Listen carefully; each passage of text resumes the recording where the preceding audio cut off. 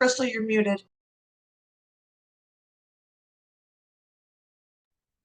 Thank you. Thought I pushed that button and I was just like, hello. Great. My question was, can everyone hear me okay? Is this a good tone? Is my volume okay? Can I see some thumbs up to let me know that? Awesome. Thank you, everybody. Good evening, good late afternoon. I am Crystal Elliott O'Connor. I'm a fellow colleague with you. I'm a presenter, and I am a lover of all things early childhood. And so I'm excited to be here with you this evening. In fact, it's a little bit of a humbling privilege for me because I have the opportunity to be able to present this particular topic. And that humbles me and makes me feel really grateful because we typically don't get to work with educators to focus solely on themselves. And so that's what we're here to do today. And we're going to do that together. And I feel really grateful to be able to have this opportunity and also share it with you. So thank you for welcoming me and having me. We're going to jump right in here. Just so you know, I'm working from two screens too. So when I look away, I'm just advancing the slides. I'm not ignoring you or doing some other kind of work. So can everyone see the screen? You see the slides? Great. I see head nods. Let's start and kind of warm ourselves up with a series of polls. And this is going to set our minds around this evening's topic. Okay. So remember, as Karen said, your responses are anonymous. We'd like everyone to participate, unless you're in a moving vehicle or something like that, and you can't, please do be safe. But if you can participate, please do. Throughout this session, nobody will see your responses but you. So the way this is going to work, of course, is a poll question is going to appear on your screen and you can choose your response and then just hit submit. And once we've all responded, we will share each result for each question. So question number 1 has popped up. Go ahead and work with that poll.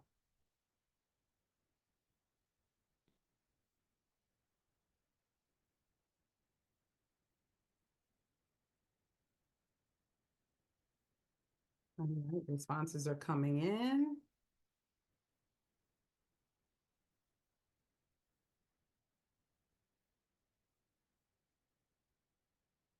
And we'll do about 30 to 45 seconds for each question. So in just another couple seconds, Karen, would you show us the results of this one? All right, so here are the results. We have a few more people feeling a little bit more stressed out than you think you really should. We have several people who are not, and that's a great thing, and some people who often are feeling that way. All right, next question, please. Okay, here's another one.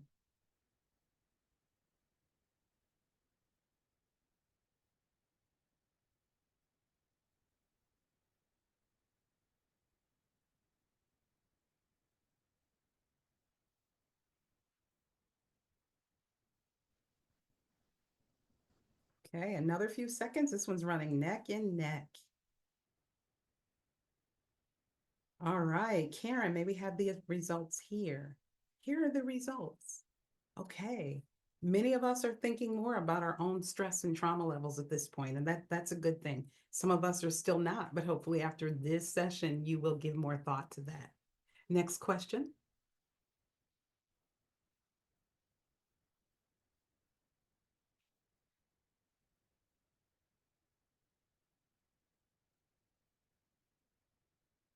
We're moving on to question 3.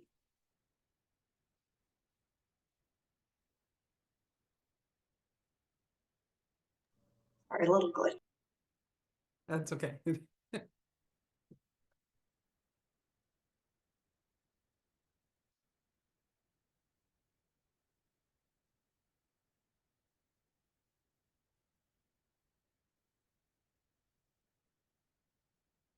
About another 5 seconds or so.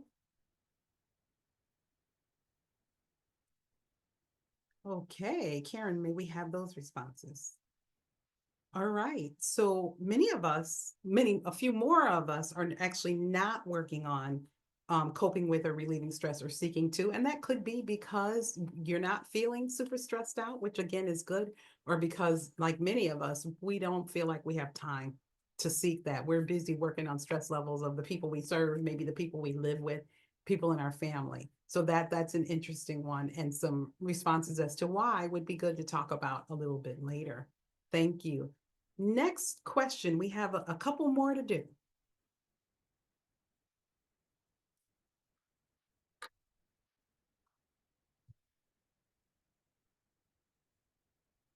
Oh, Zoom wants to give trouble today.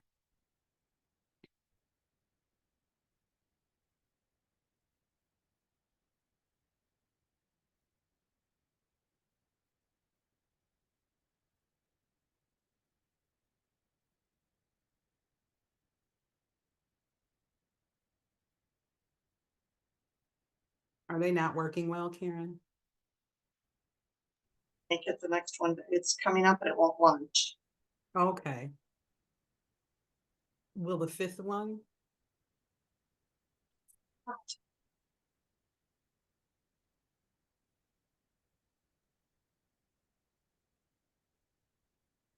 Okay, I think those two we're going to have to ask manually Okay. because it's pulling them up. And when I click the launch button, nothing's happening.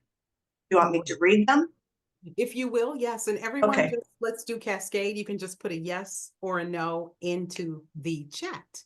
Okay, this question is, I believe my own stress levels and or potential trauma exposure can and or does have an impact on my work. Yes, no, or sometimes. Okay. Thank you. Does your own stress level or potential trauma and exposure have an impact on your work? Yes, no, or sometimes. I see those responses coming in quickly. Yes, many yeses, some sometimeses, some nos. Okay. All right. And then our last question is, I am less stressed than I have been in the past year. True or false? I'm less stressed than I have been in the past year. Okay. Seems lots of truths and some falses coming, lots of falses coming through as well. Okay. All right. Keep them coming if you're still responding. Thank you so much for participating in that set of questions. That helps us to kind of just get into the mindset and level set of where we are. I think it's important not to know our field's individual exposure to stress or who's feeling stressed out or traumatized, but how the overall kind of the people we're here with, what's the temperature in general from that? And that's why we showed the responses too, so that we could see kind of where we are with stress and trauma at that point. So this is what the session is going to look like today. We're going to kind of ramp up or on ramp to the topic of stress and trauma through doing a quick little primer, meaning just a review for each one, about a slide apiece. And then we're going to look at our own levels of personal trauma and stress exposure, both of those. There's a little assessment that I have for us to do, and we'll talk about each of those when we get there. And then when we finish doing that and checking out our own, where we are, taking our temperature, we're going to talk about why that really matters. And finally, we're going to end with some ways to cope. And if there's time left, we'll have room for questions and answers and comments and thoughts and so forth and so on. So I want to say that this is actually a workshop. I take that word literally. It's a workshop. So we're going to do some work together today. Since it isn't a lecture, I really want to keep you from having to hear just my voice for 90 minutes. So I hope you will work cooperatively with me. Here's what I'll need, so there'll be no surprises. I'll need some people to help me read. Okay. So I'll need some readers to take over some of the slide reading, so you're not just hearing me read. And I'll need some people to be discussion starters. So that's the person who rips the band-aid off or breaks the seal and says, I'll go, and shares whatever it is or responds to a question or a prompt or ask a question. So a few people to do that. And then we need some people to to share some brave curiosity with us. You are our question askers, the person who will say, yeah, I get that, but what about this? Or can you talk a little bit more about that? Or I have a question. So we need those things: readers, discussion starters, and question askers. So if you have any of that natural ability or propensity to do any of these things, let's get yourselves ready now because I'm going to need you from here going forward. Okay. So I thank you in advance for doing that with us. Let's keep moving here. Why are we focusing on ourselves at this point? This is a random time of the year. You are involved in your professional development and growing and learning in your fields. Why are we talking about this particular topic of stress and trauma now? Particularly because there's so much going on with children in our classrooms, in our communities, really in society at large, that it may seem a little unusual to be focusing on our own levels of stress and trauma as opposed to seeking ways to deal with the things that we're dealing with in the classroom or the childcare space. For example, challenging behavior. That's a big one right now. So you may be thinking, why am I focusing on me when I need to be figuring out how tomorrow morning in my workspace, I'm going to be able to deal with something? Well, that's exactly why we're taking the time today to focus on ourselves, to focus on you. If you look at this slide here, here are some major reasons why this is important and has been a little bit of a gap historically in how we're trained to do our work. So first of all, as practitioners in early childhood education, whether we are classroom teachers, paraprofessionals, administrators, consultants, all of those things, we do get compassion fatigue. We get a real thing called fatigue from caring, from providing compassion, from working out resolutions and trying to solve issues that are happening. And even with that being the case, our field can get overlooked because it's often seen as babysitting. People will think that, well, they're little, they're little children. They cry, you change them, you feed them, they're happy. Or they play with toys and you put them down for a nap and then mom, dad, caregiver comes and they're okay. But what we do is a caring profession, every bit as stressful, essential, and important as other caring professions, as those who are working in health and healthcare and home care, and those who are first responders. Our levels of stress scientifically rate right up there with people who provide those other types of care and service. So that's super important. Other points are that, we are overwhelmed by meetings and data and apps on technology and making sure that we are taking pictures of activities and documenting work in the classroom. And all of that stuff is important and it helps us, but it is also overwhelming at times. And we get fatigued from that as well. The greatest point, I think, on this slide that I want to share with you and make sure that you take with you in your toolbox and your backpack of memory is that having knowledge about your own levels of stress and trauma and understanding about it, where it comes from, what level it's at, and what you can do about it has been research based and research proved to actually reduce the impacts. So it's kind of like just talking about something or just sharing it with someone makes it better automatically. So those are some of the reasons that we are talking about this now. If there are other reasons that that this is very important, please drop them in the chat because we want to make sure that we are meeting the inquiry and the goals of everyone here as well. Okay. So where did this come from? Why is this one of my signature topics? And it is, well, I started really thinking about this back in 2020, and it was actually prior to the pandemic. It was just prior to the pandemic, and I was feeling personally stressed out, and I had really lost my sense of fulfillment and meaning in my career in early childhood education. I've been in early childhood education for going on 35 years, and at that time, I just was feeling a type of way about my field, my career, the work I was doing, if I wanted to continue, but I wasn't clear why. I didn't know why I was feeling that way.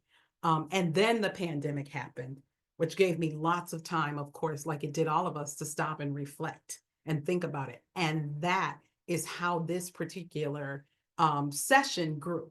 And it has grown and changed over the years, but I've been presenting it since 2020. So now these two pictures that you see here, while I don't believe that the need to focus on our own stress levels and our potential levels of trauma exposure as practitioners started with the events of 2020, I do believe that we are now being forced to consider these aspects of the work, even as we work with children to identify and to deal with and to mitigate some of the behaviors that we are seeing demonstrated in our classroom that are indicating potential high stress, potential exposure to trauma, families that are feeling the same, as well as individual family members and children. So we are dealing with what I think is prolonged shifting and changing in our society. And I think the catalyst to where we are now were definitely a global pandemic and civil unrest inside of that pandemic. So if you can think back to 2020, some of the things that were going on, those are some of the things that I think catalyzed us needing to focus and think about this. In fact, let's go forward here because there's a little bit more on this. I really believe that this continues today. We're still working toward resolution, toward setting things right, getting the society back together again after the pandemic, and dealing with some of the issues that arose during that time of civil unrest. We're still working toward social resolution to a number of issues, including the ongoing presence of COVID-19 in our society and increasing social division over key issues. So what I strongly believe is needful at this time is a focus on ourselves as people in the caring and helping position on how we show up in the field, how we care for ourselves as we participate in an active society that's caring, an active community that's caring for children and caring for families. Thereby, we're really caring for communities. So that's why we're dealing with this today. This is a good place to just pause for a few seconds and see if there are any questions or comments or add-ons that you would like to put right here. You are welcome to unmute yourself and speak with me and speak with us here, or you can drop those things in the chat as well, if there's anything. Yeah, this is Michael Gira. I just had this conversation with a couple people in the lounge not too long ago about how even though we are, years post the shutdown, we are still seeing consistent lags in various fields, and especially in some of the maturity levels, especially in some of the kids. Mm-hmm. So, they're having to pick up the pieces from that, and so. Absolutely. Thank you, Michael. Excellent and absolutely salient point. We're still seeing the impacts and the fallouts, things that research cannot yet tell us, but will tell us down through the years, or tell whomever is in our position the full impact of what we've been through, right? Excellent point. Thank you. And thank you for speaking that out in the space. Is there anyone else who has anything to add right here?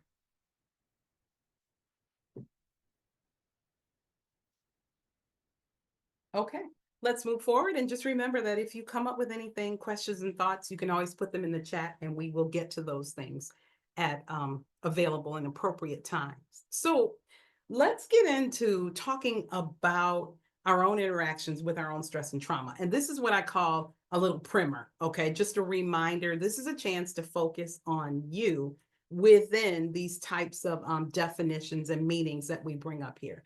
So to get the best understanding, we're just going to level set a little bit so we all have the same mind about what we're talking about exactly, at least inside this session. So let's start with stress. Will someone please go ahead and read just the definition portion, the portion in navy blue here for us? Would you please read that loudly and clearly for us? I can. Thank you. It is when something unpleasant or pleasant happens to you or around you, which puts you in a state of strain or pressure. Thank you so much, Carmen. 10,000 points to you. for being the first reader volunteer. And Michael, you get a 10,000 as well for sharing with us there. The points are worth nothing and redeemable for nothing, but I like giving them to you. So Carmen read for us that definition of stress. Just take another second and read that.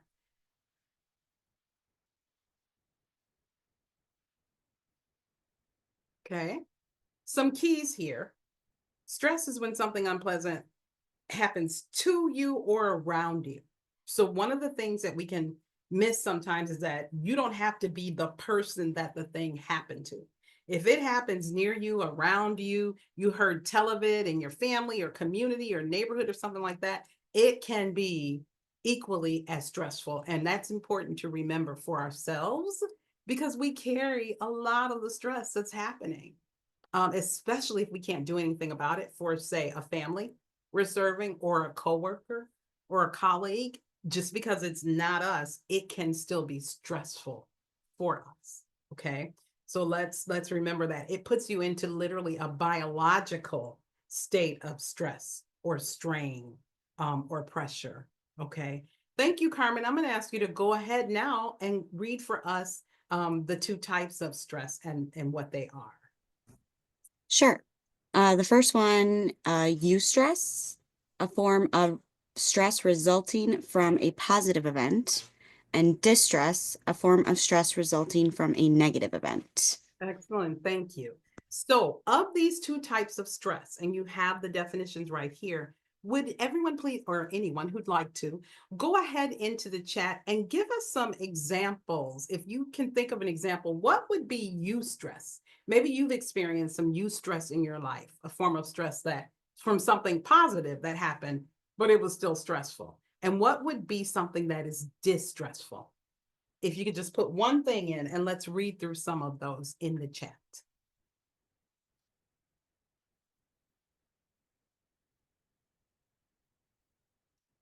They're coming in. This is a great group, fast and fierce. Yes.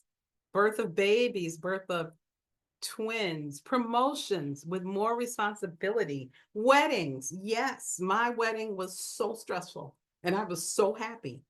And I also almost lost really great friends over my wedding and getting ready. It was eustress. Graduations, excellent. Being trusted with a lot of responsibility, really great responses. Distress, data. Yes, I agree with that. I +1, data is distressing. Having to figure it out, put it in. Vacations, buying gifts for loved ones. Yes, buying gifts is very stressful to my spouse. It's hard for him. I like gifts, but it's really hard for him to buy them. These are great. Of course, death of a loved one. Yes, distress and eustress. Excellent. Give yourselves a pat on the shoulder because you've got this down. Let's move forward. We've looked at stress and kind of primed it out a little bit. Let's look at trauma and I see unhappy staff. Keep them coming in as you think of them. Let's look at trauma now. And I need a reader again to read for us that definition first. What exactly is trauma? Would someone read? I can. Thank It's you. a deeply distressing or disturbing experience.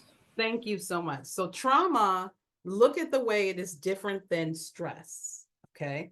Trauma is a deeply distressing or disturbing experience. Those adjectives are what sets trauma aside from stress. Stress is stressful, absolutely. And stress, if I go back here, it's when an unpleasant thing happens or a pleasant thing, and it puts you in a state of strain or pressure. But trauma is deeply distressing or disturbing, okay? And there's a little connection between that we're going to get to next. But just keep those adjectives in mind as we talk about those, because in our work and probably in our regular lives, we can interchange those terms, stress or trauma, or we can use them together like stress and trauma. But for our intents and purposes here, we want to make sure we flesh those out because they have different impacts and different impacts and different, can't think of the other word, but they're different. Let's say it that way. All right. So thank you, Cassandra. Would you continue? Cassandra or Cassandra? It's tomato. I just don't want to be called Cassie. Oh, great. Won't go there, but we will call you, and I won't call you tomato or tomato either. We'll Okay. go with Cassandra. Would you All right. go ahead and read through the 3 types of trauma? Yes. All right. So there's acute, a single stressful or dangerous event, chronic, repeated or prolonged exposure to stressful events, or complex, exposure to multiple stressful, dangerous, or traumatic events. Thank you so much. Unredeemable points to you as well for reading for us. Let's look at these, friends. These are the 3 different types of trauma, and it will really be beneficial for you to kind of hide these in your brain and know the difference. There's acute, there's chronic, there's complex. And it helps to know the difference when we are dealing with ourselves so that we can then transfer that knowledge and understanding to when we're dealing with children and families. But we're focusing on ourselves. So think through your exposure or potential exposure to things that could be traumatic. And let's start with acute. What are some things, go ahead and drop these into the chat, that would fit under that category? What are acute, traumatic, or potentially traumatic experiences? Oh my goodness. Yep. They're coming through.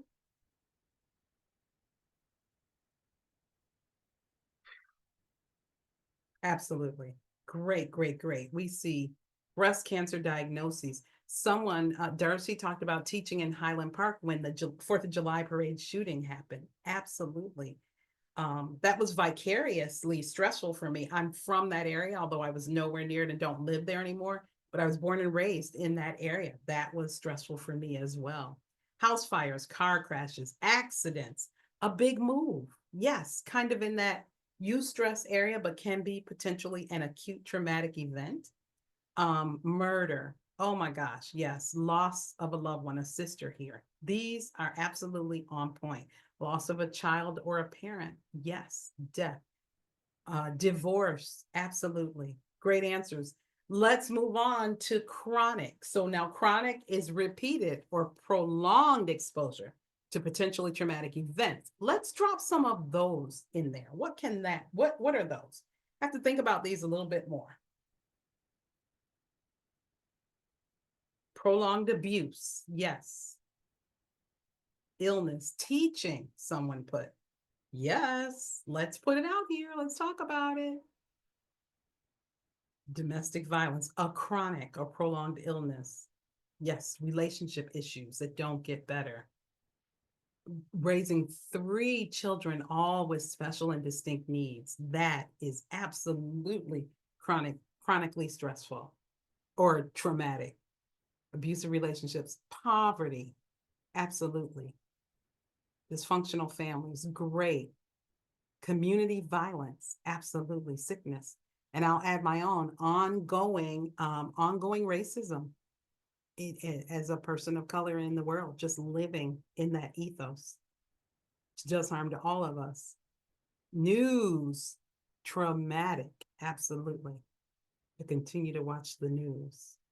Wonderful. Now, let's move on to the final one that is complex. Now, with this, you want to think about how you potentially or others are exposed to multiple potentially traumatic things and how those things compound to make complex stress, complex trauma. I keep interchanging those and I'm not trying to, excuse me. So let's drop some of those in there.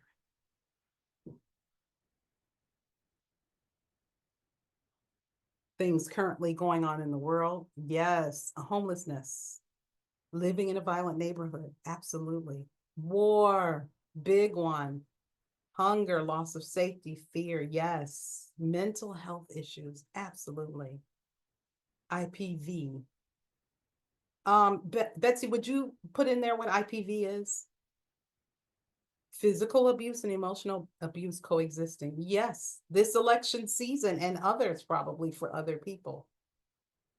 Violence within the family, intimate partner violence, teaching in a school where I am the only Black person in my, Black in my school. Yes. CPTSD and ADHD. Excellent responses. Keep them coming, continue to put them in there. I would add being impoverished, having a special need, and being a person of color. All those things make it complex to navigate the world without trauma. Unexpected transitions and loneliness. These are really good. These are really good examples. They're not good things, but they're good examples. Religious abuse, for sure.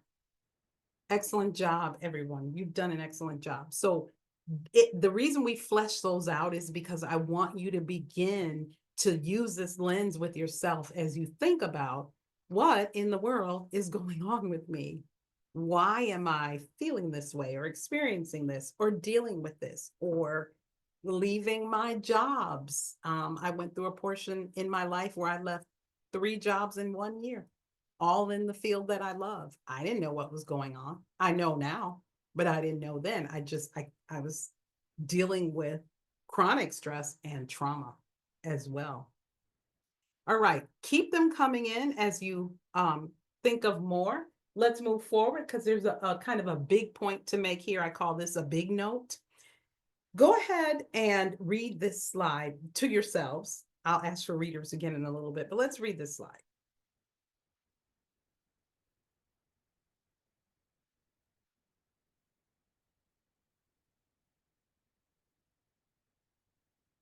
Okay, so this is really kind of essential and very effective to know.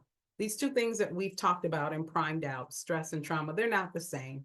And we really don't want to be using them interchangeably because that can be confusing. And it also indicates that the impact of both is kind of minimal. They're kind of interchangeable with each other.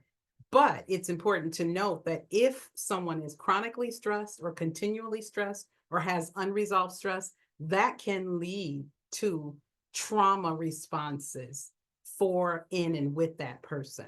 So how do you think that happens? What's the connection between stress and trauma that you think?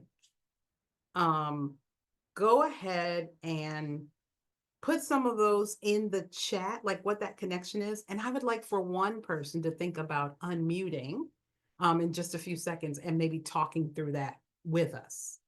Okay, what's that connection? How does stress lead to trauma if stress is unchecked, unworked with, uncoped with, resolved?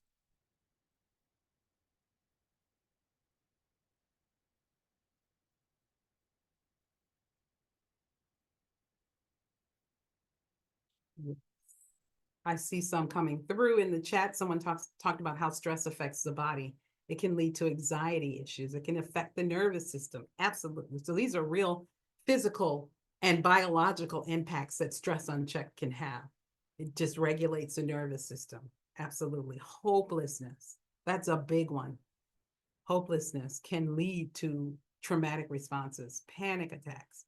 Vices and chemical dependencies is one of those. Overwhelm and ability to cope. Overwhelms our ability to cope. I experienced that and just kept quitting jobs, thinking something was wrong with the job. And it was really my unchecked stress creating trauma responses in me. These are good. Did anyone have one that you'd like to speak out? You want to unmute yourself and talk? These are great coming through.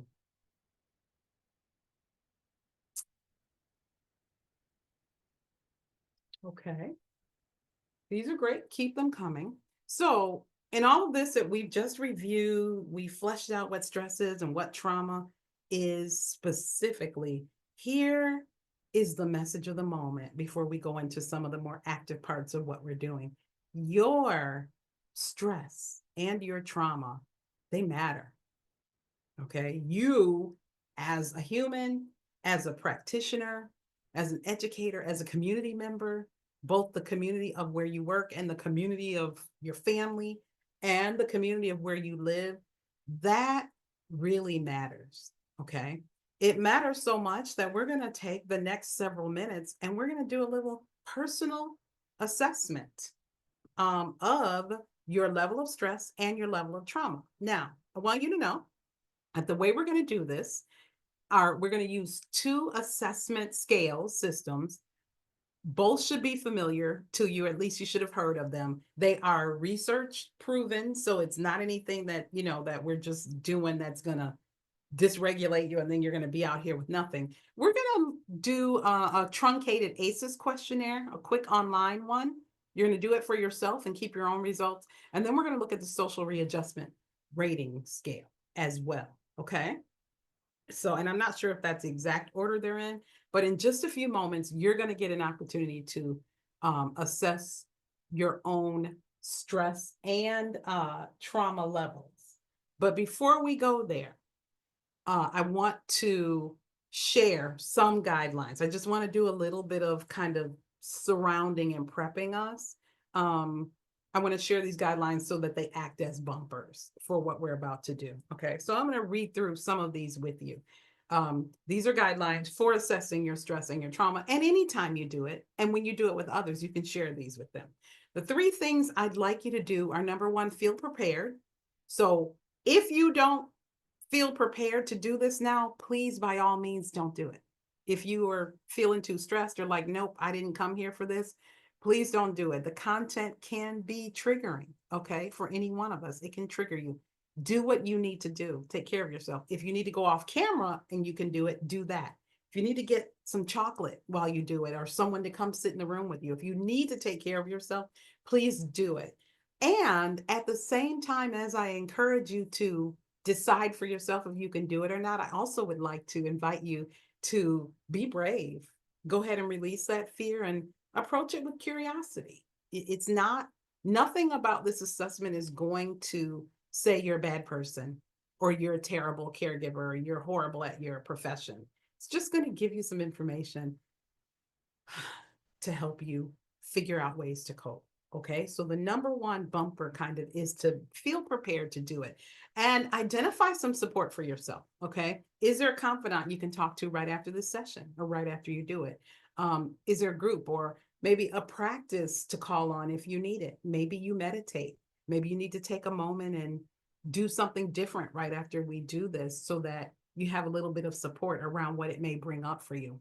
Food and water are wonderful supportive ways, and they're healthful. So if you need some to feed yourself while you do it or drink something, please do that. So get yourself prepared and make sure you feel that way. Identify some support for yourself. And remember that as humans, we are resilient. We know that because we're all still here, right? We're all in our professions. But remember resilience. It's important. Just because you have potential exposure to high levels of stress and trauma doesn't mean that it is impacting you or can or will impact you negatively or any way at all. Maybe it won't.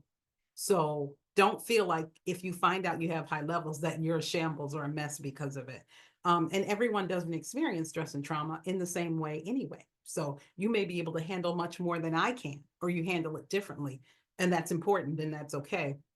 And finally, whatever results you come up with today, they're not an emergency. Okay. You're here, you're doing the work, you have support, and you can get help if you need to. It may mean you need to make a therapy appointment or use your EAP if you have that as part of a healthcare plan, or call on something faith-based. There are ways to cope, and we're going to talk about those a little bit later. Okay. So let's sit with these guidelines for just a second before we go forward. Maybe reread them over.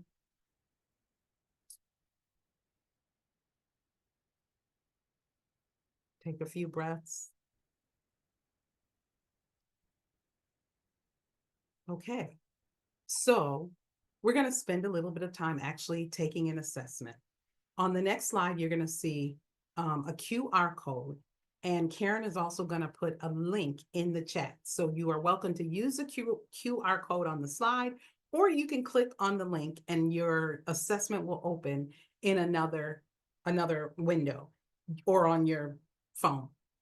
Your results are only visible to you. No one else can see them. I can't see them. I don't need to see them. They're only visible to you, and no one else will ever have access to them. These are just free online assessments. And we're going to take about 5 to 7 minutes, depending on how much time we need to take them. When you complete the assessment, your score is going to show at the end just for you. Make note of that so you can know that. And also type done in the chat so I kind of get an idea when mostly everyone is done. There was one more point. It's anonymous. You can do it. Oh, please be careful of clickbait on these pages because they're open source. So if something's like to go deeper, click here, probably don't click, at least not right now. Just do the assessment and that'll be it. And after that, we're going to have a large group reflections, but we're not going to ask you anything that you don't want to share. Okay.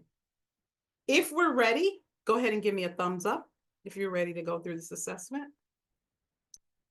Okay. All right. Most of us look ready. All right. Let's go to the QR code. There's a QR code. And the link will be or should be it. There it is in the chat. And this is ACEs. Okay. The clock is starting now. Who would like to be that brave person for us?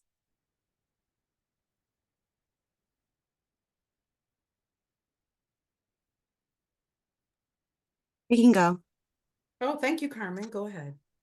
So, some stuff kind of surprised me, like the questions and the answers that I had for them, because I learned kind of how to take those kinds of little assessments and to go with your gut kind of thing. So my scores kind of surprised me, but then I thought about it and I was like, no, it actually kind of makes sense that you're feeling as stressed as you are. And I noticed that how it can kind of bleed into the classroom when you are in that hypervigilant state and you're not stopping to kind of assess how you may sound or how your body language may look or your facial expressions as you're teaching or talking to the kids, and it might not match like what you're saying, or you may look like you're stressed even though you're trying to like put on this like happy face, and it might not be a great environment for those kids to be in. Wow. Thank you. Really great discoveries from your reflection and using that term hypervigilant state. So important for you to raise for us because we can often be in that state, like you said, and not know it, but it has indicators. Children know it. Our family members know it. Coworkers know it. We just are in it and feeling regular and may not know that we're coming off that way. Wow. Excellent, Carmen. Time for one more. Would anyone else like to share?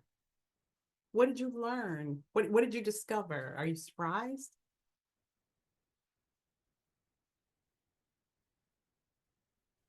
So I have a question that actually someone else in the chat alluded to.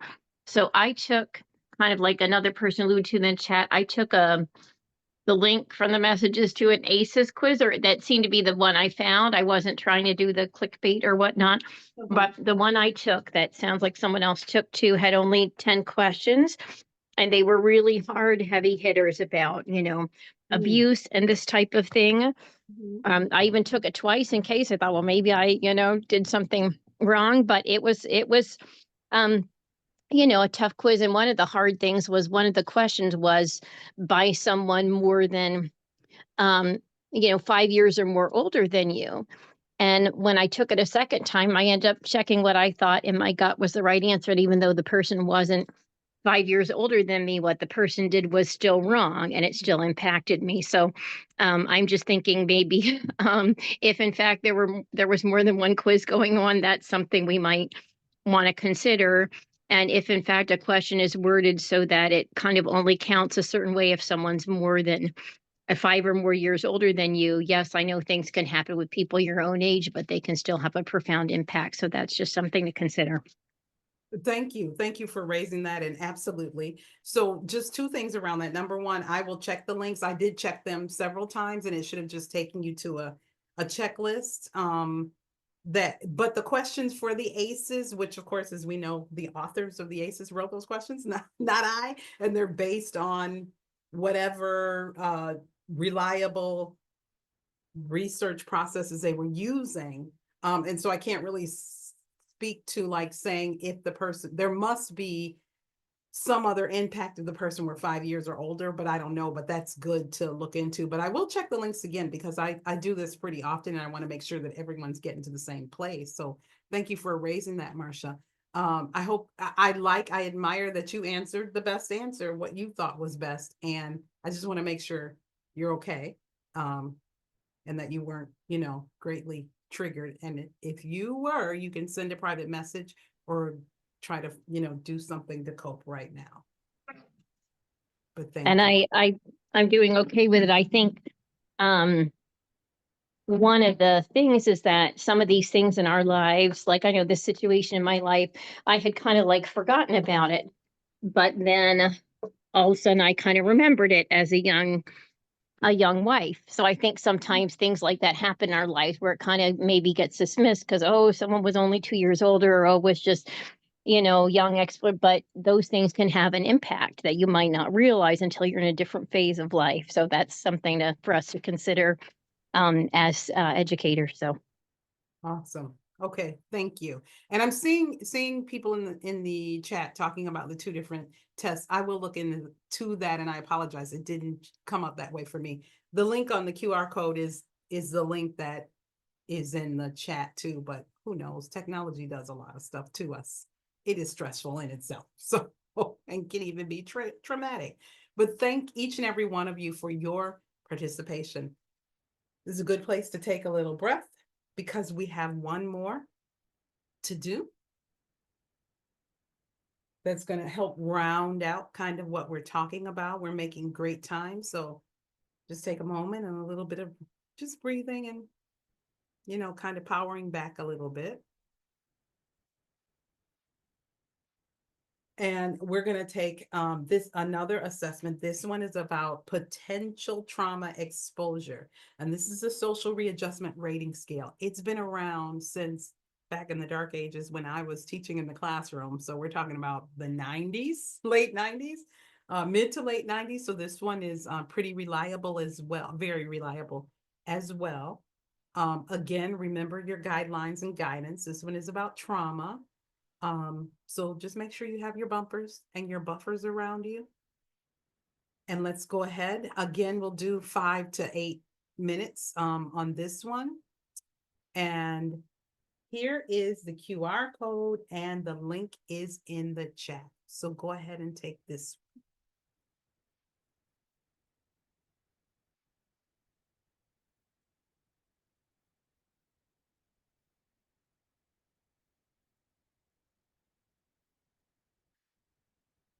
Yes, Karen, thank you. I'm interchanging my terms. I apologize, everybody. Holmes and Ray is okay. Stress and trauma, ACEs, and Holmes and Ray. I was using the wrong terms. Sorry.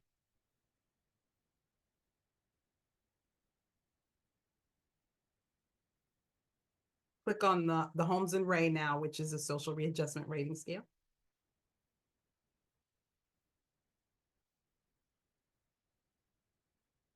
I'm gonna check something out while we do this. Okay. If you're still working, please go ahead and continue to finish that up so you have your score. Forgive Karen and I for the flip-flop with the language, but you still have your scores for both. Let's just have a quick, again, discussion. Please feel free to put your comments in the chat, but I'd also like a couple people just to share with us, again, what did you discover? What's surprising to you? Where are you in your head about where you are on this scale? And anyone is welcome to share with us. You don't have to share your scores.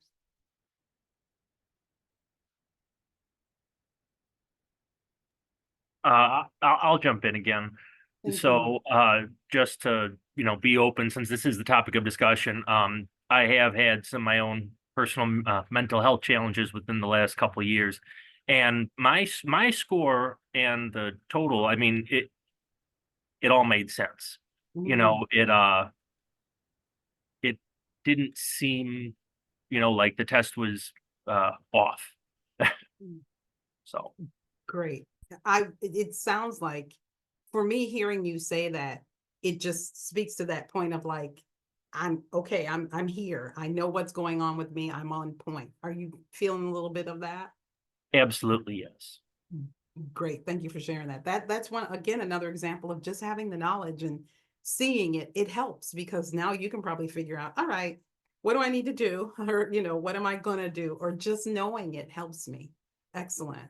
Thank you, Michael, for sharing that. Would anyone else like to share? I'm seeing some in the chat and I'm reading those. Would anyone else like to unmute yourself and share? I'll share. I feel like I had a pretty privileged childhood, but I still have a score that isn't like low. So it's just interesting to me that just how trauma affects everybody. No one escapes it. Mhm. Very good. Someone else, thank you, Gracie, for sharing that with us. Someone else, Gracie, also said in the chat, and I'm paraphrasing, so forgive me if I get it wrong, but kind of like, I feel like I've had it pretty good, and I do have it pretty good, and I feel guilty about that because I know everyone doesn't have it good. And you're kind of saying, I felt like I had a pretty privileged life. All of us, it's important to know that we are all subject to stress and to trauma in a lot of ways, even when we had it pretty good. Life can really get us. There's a lot. Life is a lot. So thank you for sharing that. I'm reading in the chat and seeing what's here. Thank you all.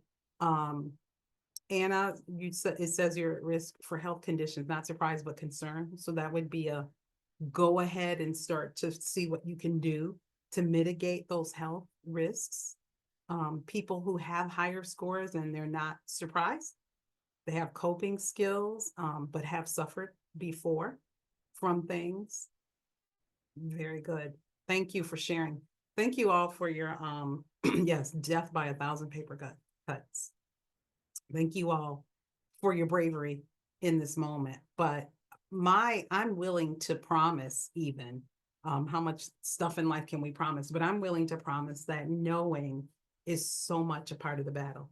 Just looking at these quick things and saying, yeah, this looks like an issue for me, just helps to know. Whether you choose to do anything about it or not, it helps to know.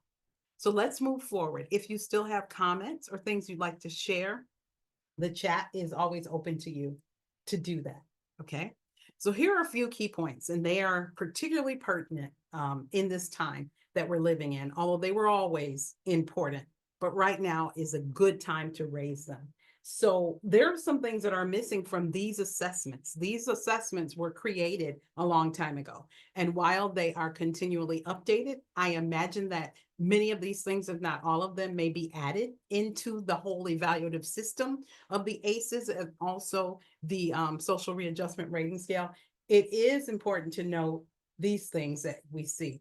There are types of stress and potential trauma that are not evaluated for often in assessments in general, and in these things like poverty and racism and community violence, other forms of discrimination, ableism and ageism and those types of things, chaotic environments. Someone talked about loneliness and isolation, lack of being able to access services.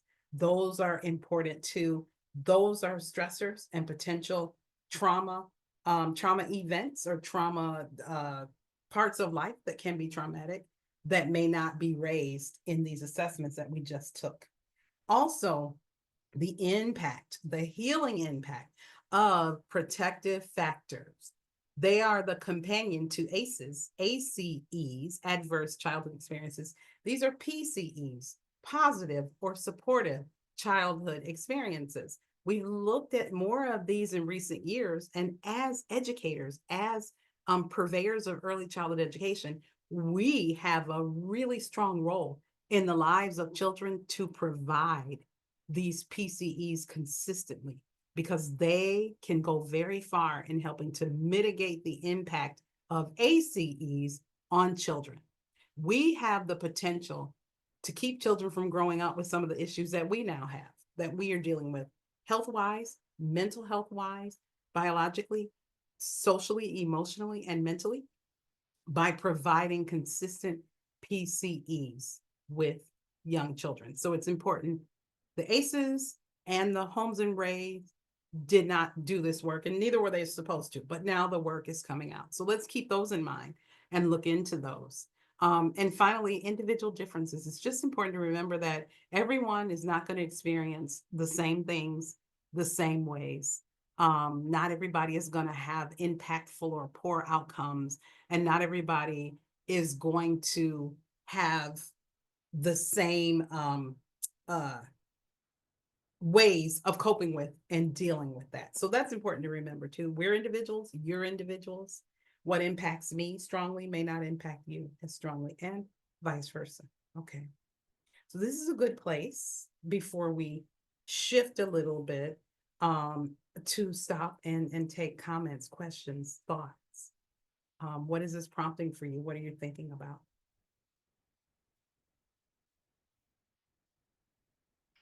Feel free to unmute.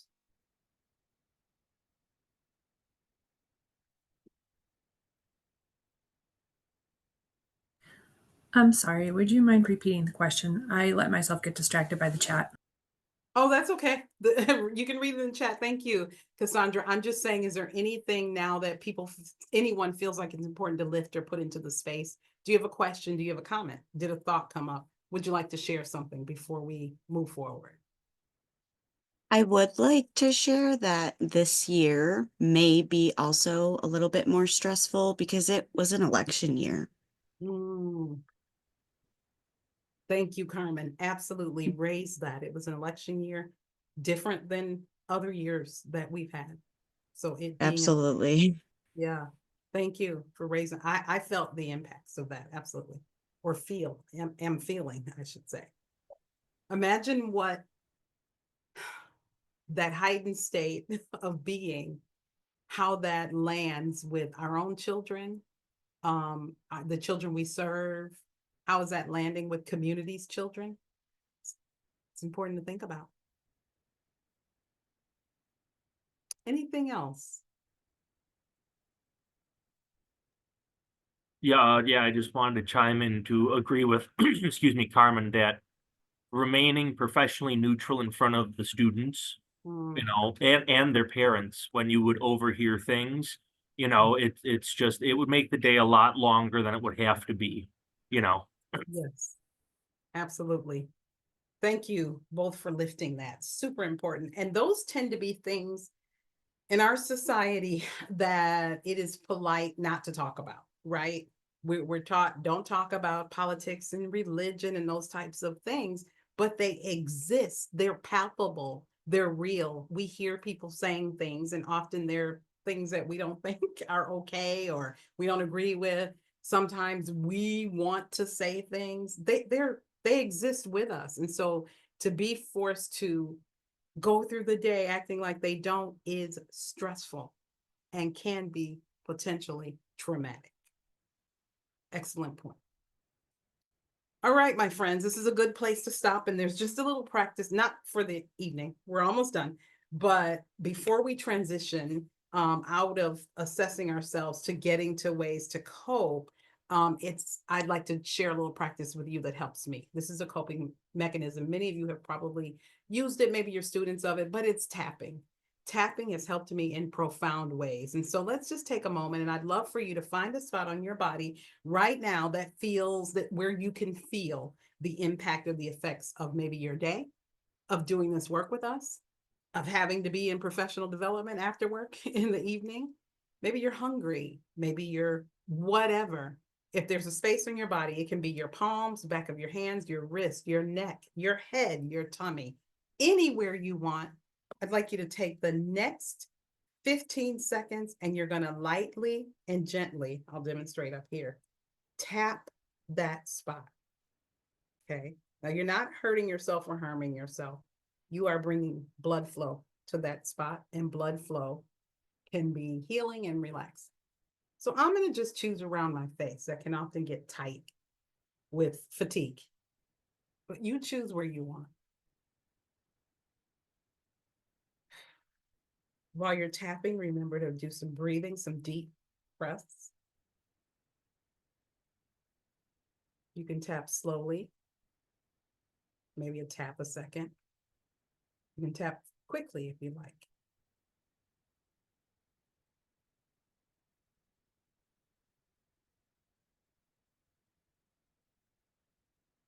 Okay. And when you've done that, just a little rub of your hands brings some warmth there. And then just kind of shake it out. Relax yourself and reset for the second half of what we're going to do together. Thank you. So why does this even matter, right? Why is it important? What makes me knowing this information now any different than an hour ago when I didn't know it or perhaps didn't know it? Well, let's see. I'm going to ask for 3 readers. Okay, so please ready your mics. We're going to look at the links and connections to ourselves. This is about you, okay? Stress and trauma definitely have separate and distinct impacts on our bodies and our minds. It is a fact. It does impact us. Some of us a little, tiny bit, some of us in between, medium, some of us a ton. Everybody's different, but there is an impact, okay? So I would like the first person to go ahead and read for us what can potentially happen to us physically.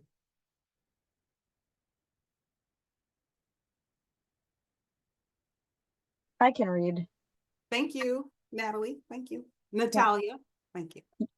Physically, we can experience very real symptoms of fear and anxiety, racing heart, sweating, nausea, dizziness, etc. We can develop signs of chronic diseases, especially as we age: heart disease, diabetes, hypertension. Stress and trauma can lead to chronic rest and sleep issues. Thank you, Natalia. Excellent. Anyone, have you experienced any of these things? Let's say recently, meaning within the past 6 weeks, even. If so, go ahead and put a me in the chat. Any of these things, not just as anomalies, but as related to stress and trauma, racing heart, anxiety type things, racing heart, nausea. Do you have chronic diseases? Someone talked about health risk and health issues. Is it raising your blood pressure? Are you developing diabetes or other disorders? Are you having trouble sleeping? If so, go ahead and put a me in the chat. I see yeses. I see me, high blood pressure. Yep. Coming through. Oh, yes. I'm sorry, Marsha. I missed that. The acronym of PCs, it's PCE, Positive Childhood Experiences, which is the opposite of ACEs, which are Adverse Childhood Experiences. Thank you for asking that. Sorry, I missed that. The impact on emotions. So yeah, lots of me's. Thank you, me's. Pain in the shoulders. Yes, bulging discs. Things that act up when you're stressed. Tight shoulders. Excellent. Knowing this should give you a little bit of a pathway to start taking care of this. Personally, I will share with you, my friends, I am on a whole new eating and workout regimen because stress and trauma has impacted my life to the point that it is having a physical impact on me. And I don't want to age that way. I am aging. I have to age. I don't have a choice, but I don't want to get old. So knowing it has helped me start to think about other things. So for all the me's who are in here, go ahead and use this as an opportunity to say, I need to focus on myself. Someone restarted their workout regimen. I need to take care of myself before and even as I'm taking care of others. Excellent. Next reader, let's look at the connection of stress and trauma to our mental well-being, our mentality. Who would like to read that? I can read. Thank you. Madison, I see you, and whoever the other person was, please go ahead and do emotionally for us when we get there. Thank you. Stress and trauma can lead to survival responses in the brain that steal energy and function from other parts of our bodies. We can go into a flight or fight response without much warning and/or become much more easily heightened or startled. Stress and trauma can impede our ability to focus and persist in tasks. Excellent. Thank you so much, Madison. Did we know that? Did you know that when you are in a heightened state of stress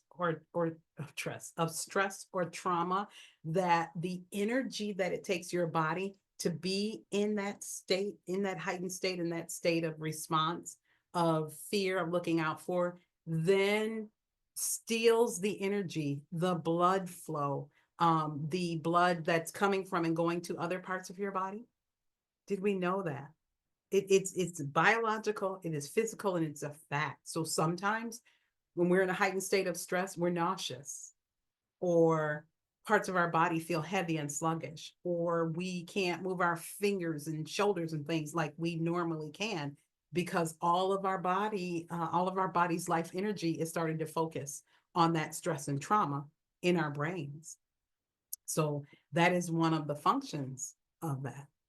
Is anyone, again, we're going to go to the me's, yes, in the chat, who is experiencing anything now that is in this kind of this mental impacts of stress and trauma on us?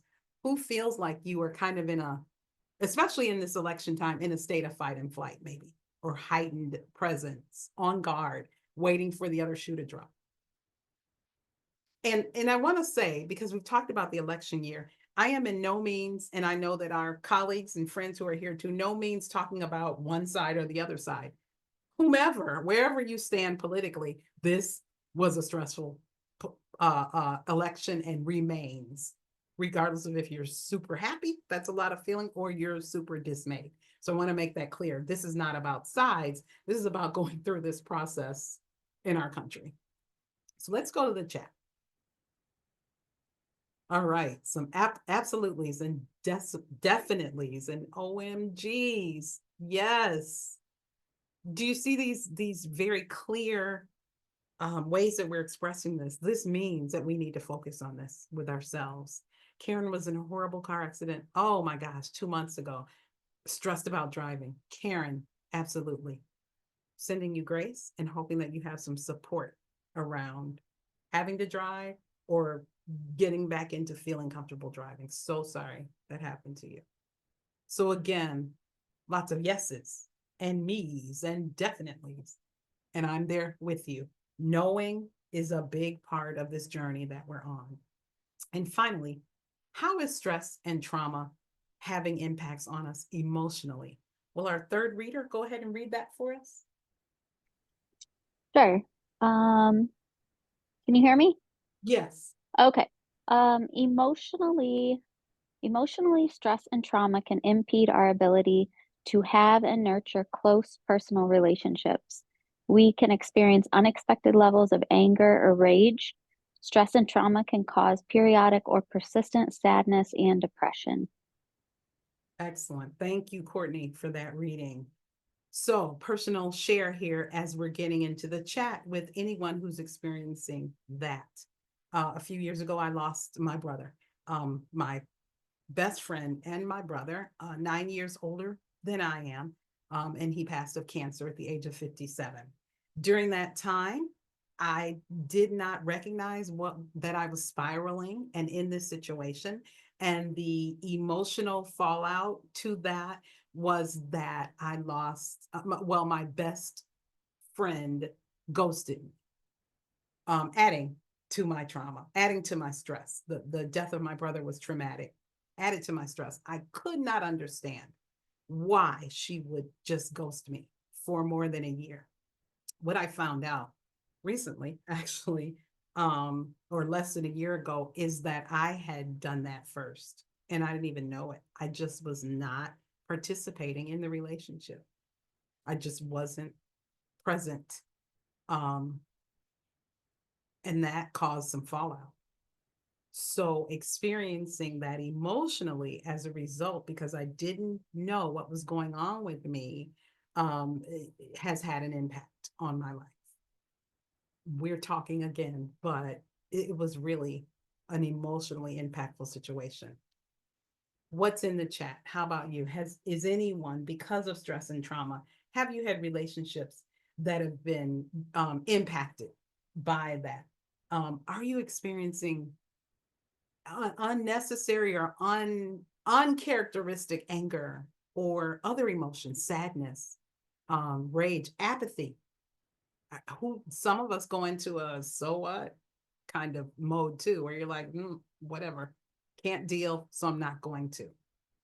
What's in the chat about this?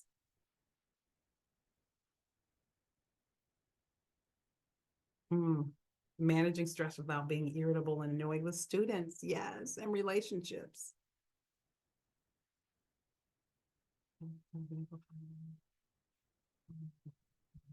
Oh my goodness, Carmen, that's a lot. That's a lot. I feel you right there. Knowing is so helpful. Just move inside of recognizing this and figuring this out now. Sadness, I see rage, sadness, hopelessness. Yes, there's so much rage in people today. I see it, we recognize it, and I recognize that it's because of our levels of stress and trauma. It's not because anybody is a horrible person or a mean person, or you're just, it's because of things going on that are taking people to the very tip or over the edge of their capacity. Absolutely. I'm paying attention to the chat. Make sure you are too, others, so that we can see what our colleagues and friends are saying. Yes, therapy. A difficult coworker.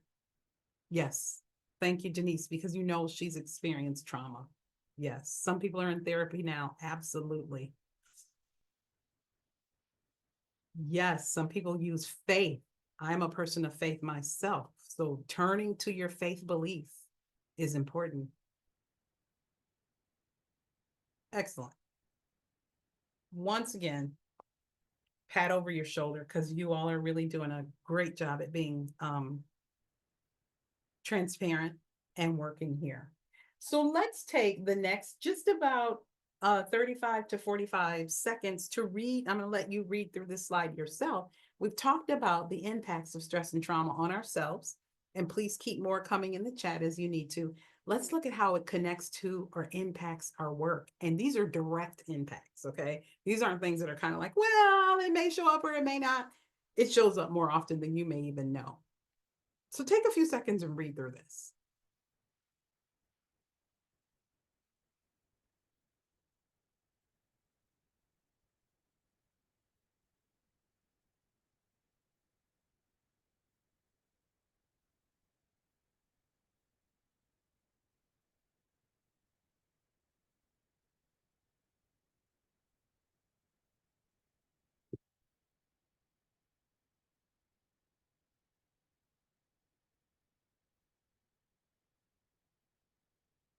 So these are research proved stats that I'm putting here. You can Google them and find them. You can look them up.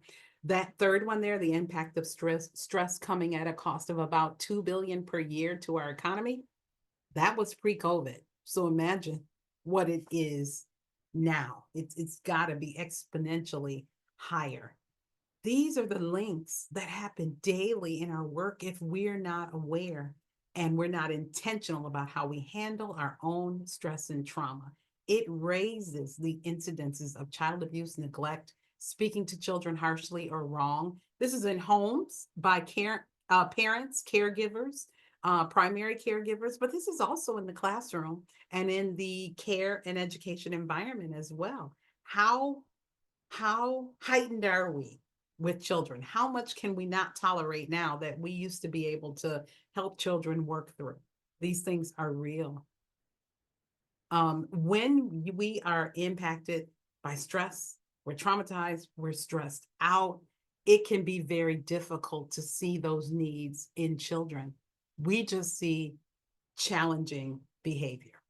We just see this child does not need to be in my classroom. I can't handle this child. This child must have a special need. It needs to be assessed. I need to call the parent, the caregiver, the foster parent. And yes, sometimes that is absolutely the case, but more now, that is not the case. That is a trauma and stress response, both in myself as well as possibly in the child and or the family that I'm dealing with. Sometimes it's not even the child. The child is being absolutely developmentally appropriate. It's my own stress and trauma that is coloring the lenses of how I'm seeing the child and the child's behavior. So this is a lot of information. We've assessed our stress. We see where we are, at what levels we are now in both what do we do with this information? What should I do with it? Well, I submit to you, you should apply it personally first and then apply it professionally. And I think that's good news because there are things you can do about it. Okay, so you can look closely at where stress and trauma are impacting you. They're two different things with two different impacts. We've gone over that. Where are you being impacted? How is it affecting you? You can look at that and see if that is the case. You'll know it's there. And then you can take control of what you can have control over, how you handle it, how you deal with it, how you cope, what you decide to do to cope with it. And you can be more aware when you are having triggers, when you're having hard feelings about things. And you can look at that kind of in curiosity. So one of the things I've been looking at, I am really triggered by people, children, I'm sorry, not children. I'm really, really triggered when children spit. And that's gross. And I'm sure we all are like, ew, who wants children spitting? But I'm like overly triggered, like to the point where I want to put children out of the classroom, or I want them to be in another whole center or school when they spit on one another. I'm triggered by that. I had to look at that and be like, now hold on, 2-year-olds do spit, they get angry. Sometimes children do that. What is it about me? It took me back to an experience when I was a middle schooler where a car went past me when I was waiting at the bus stop and the people in the car spit on me. That was traumatic for me. And it was racially motivated, and that thing stayed with me. And that same rage that I felt because I had no control and couldn't do anything about it was what came up for me each time a child in the classroom spit. I needed to work on that. So I sought help and I got support. And now that thing is placed kind of in its regular place. Like children spit and we help them understand that that's not appropriate. Okay. So you can do this for yourself. You can think through these things yourself. On this next slide, before we finish, there are some things here for you to consider, for you to think about. Again, good news. There are concrete supports in the time of need and opportunities to manage your stress and your trauma levels. Take a few seconds and just look down the left column and the right column of these. These I submit to you just from things that I've done and other colleagues that I've worked with that we've come up with. You may have other ways of coping, and we'd love for you to add those in the chat as we get ready to close out. As you're reading these, think about any questions, comments, or thoughts you'd like to ask. I think we may have 1 minute when we get done, when we get there, to do that.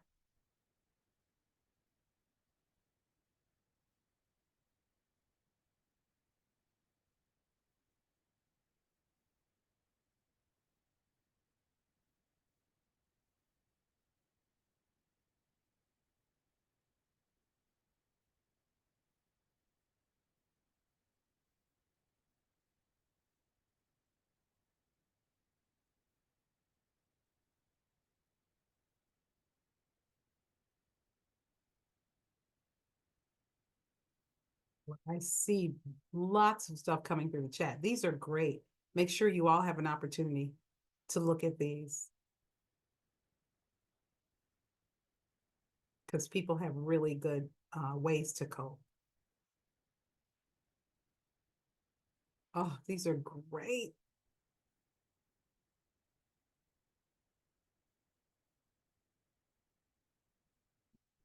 Okay. And you've done such an excellent job. We have about a minute left. If there's anything you'd like to voice out and ask, go ahead and put it here. I may or may not know the answer, but we can certainly stay in email contact and I can help you find it. Questions, thoughts, something you want to leave with us or share with us. I'm open for all of it now. You can just unmute yourself and help us out. I just wanted to say that this was a very beneficial and informative PD, and I really appreciate it. Thank you. Thank you, Carmen. It helped me to go through it again, too.